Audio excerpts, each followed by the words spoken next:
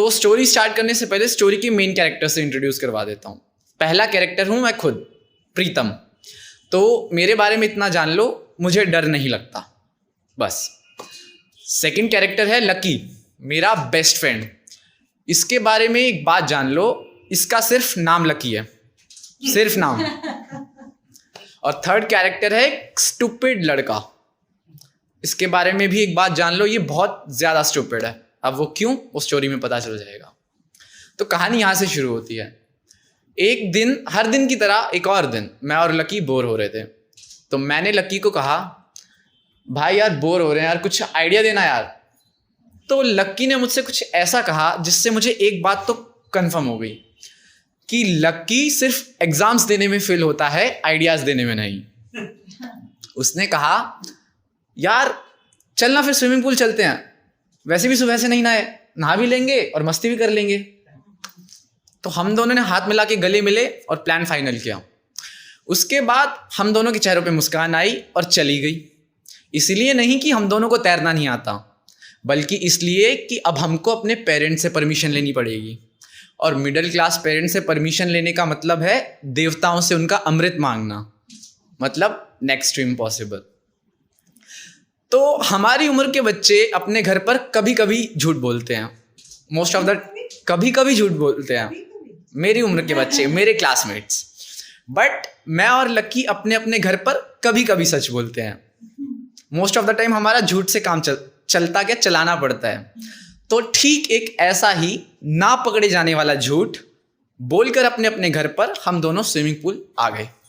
अब swimming pool आने का हम दोनों का एम अलग अलग था। लक्की स्विमिंग पूल इसलिए आया था ताकि वो स्विमिंग कर सके, और मैं स्विमिंग पूल इसलिए आया था ताकि मैं थोड़ी मस्ती कर सकूं। तो वो स्विमिंग सीखने में लग गया, मैं मस्ती करने में लग गया। कभी पानी के अंदर जाके छप छप करके लोगों को इरिटेट कर रहा हूँ, कभी शिनचैन की तरह अंडर वाटर स्विमिंग करने का ट्राई कर रहा हूँ, कभी कुछ कभी कुछ कभी कुछ। इतने में मेरी नज़र थोड़ी दूर गई तो मैंने देखा कि कुछ लोग 2 मीटर की हाइट से स्विमिंग पूल में डाइव लगा रहे हैं, एक के बाद एक, एक के बाद एक, एक के बाद एक लगाते जा रहे हैं।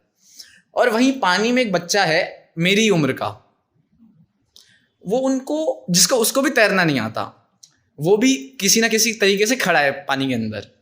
वो उनको आंखें फाड़ कर देखे जा रहे हैं, देखे जा रहे हैं, देखे जा रहे हैं, एक के बाद एक के बाद एक जंप देखे जा रहे हैं। फिर पता नहीं उसको उस स्विमिंग पूल में कौन सी मछली ने काटा, वो भाग कर जाकर उस हाइट पे खड़ा हो गया और वहां पर जाके जोर से चिल्लाया, मुझे डर नहीं लगता, और कूद गया। जेई एस्पिरेंट होगा शायद। तो कूद गया।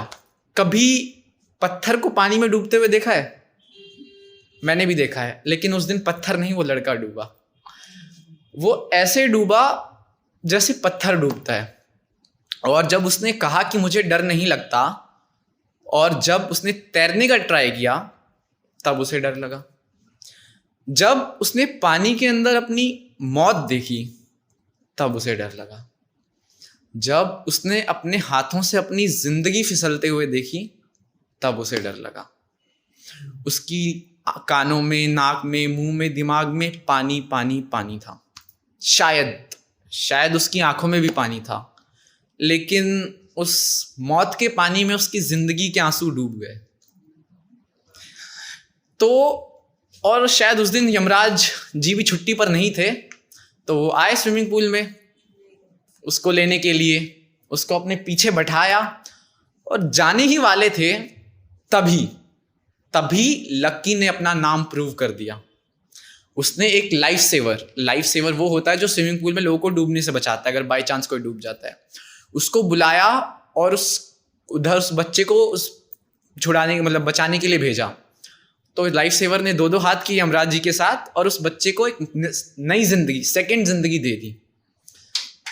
तो ये सेकंड जिंदगी दे दी, वो बहुत खुश हो गया। उसे लाइक ऐसा बोलते हैं ना, एक नवाजुद्दीन सिद्दीकी का डायलॉग है, मौत को छू के टक से वापस।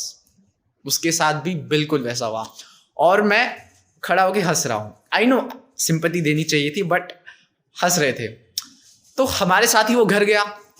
रास्ते में हमारा पूरा ग्रुप उस पर खूब हंसा। सिंपैथी तो बाद में मिलती, हम हंसे इसलिए क्योंकि यार जब तेरे को तैरना नहीं आता तो 5 फीट 6 इंच की हाइट लेकर 2 मीटर की हाइट पर 6 फीट गहरे पानी में कूदा क्यों?